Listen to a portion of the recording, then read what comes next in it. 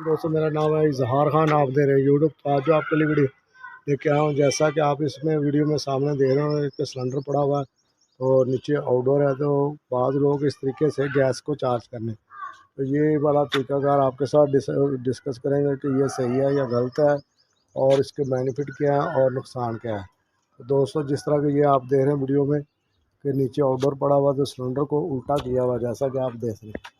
R22 हो या 410 हो या कोई और भी गैस हो, जहाँ पे जो रोटरी कंप्रेसर इस्तेमाल हो रहा है, तो वहाँ पे आप इस तरीके से ख़ास तौर पे जब रनिंग कंडीशन में कंप्रेसर हो, आउटडोर चल रहा हो, तो उस पर आप गैस इस तरीके से बिल्कुल भी चार्ज नहीं कर सकते।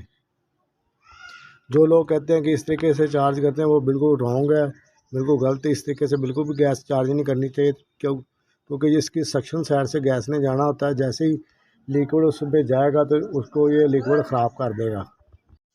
हाँ तो दोस्तों, अगर आपने रनिंग कंडीशन में गैस को चार्ज करना है, तो फिर आपने इस तरीके के साथ सिलेंडर को रखना है और गैस को जो है ना आराम आराम से चार्ज करें। थोड़ी सी गैस डालने के बाद गैस को बंद कर दें। इसी तरह वक्फे से चार्ज करें तो आपको बेहतरीन रिज़ल्ट मिलेगा। तो ये बात का तो ऐसे कारीगर लोग हैं जो मैकेनिक है, वो ये चीज़ बताते हैं कि आप इस तरह लिक्विड डालें। लिक्विड बिल्कुल भी नहीं डालना चाहिए। लिक्विड डालने से ये रोटरी कंप्रेसर जो होता है लिक्विड के लिए नहीं बना होता।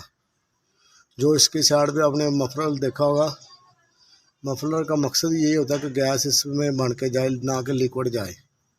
तो दोस्तों ये वाली आज की शॉर्ट सी वीडियो आपको अच्छी लगी होगी। अच्छी लगे तो लाइक ज़रूर करें, शेयर भी करें। मिलेंगे नेक्स्ट वीडियो में, तब तक के लिए अल्लाह हाफ़िज़।